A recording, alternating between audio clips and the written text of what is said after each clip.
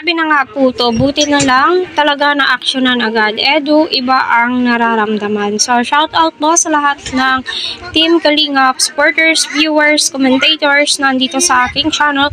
Please hit the subscribe button and notification bell para updated po kayo kapag may pag-uusapan po tayo. Unang-una sa lahat, maraming salamat sa nag-refer sa tatlong magkakapatid ng kapitbahay po nila dahil nga po na-actionan at kita naman po natin may mga minimal improvement na po at ngumingiti na po si Melissa, si Bea ay medyo mailap pa lang po, si Grace ay isang tanong isang sagot pa rin po siya, pero at least kita po natin yung minimal improvement. So ano nga ba yung dapat aksyonan ni Kalingap Rap dito?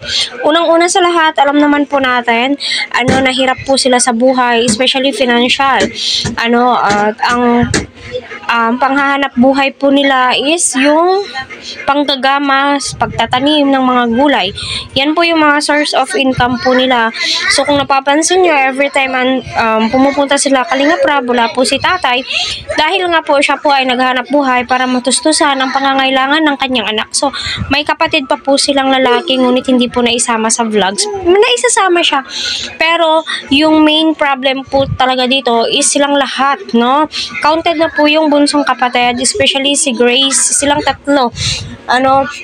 Sana mas lalo po pong mag-improve. Pero para sa akin, yung lalaki, parang medyo jolly po siya. So si Ed, doon naman po ay masama pa rin po yung pakiramdam niya.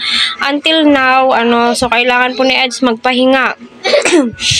No, kahit na masama po yung pakiramdam ni Edu, andun pa rin, nag-scout pa rin, nag-vlog pa rin po So health is wealth, Kalingap Ed, alagaan mo. So yun na nga po, kailangan pong aksyonan ni Kalingap Rap yung mga pangangailangan ng mga dalaga at saka yung pag-aaral po nila kasi yun naman po talaga yung pinaka-importante sa lahat. Yun po yung mas mainam na hakbang and good to say na ang magkakapatid ay soon ay mag-aaral na po sa pasukan, di ba?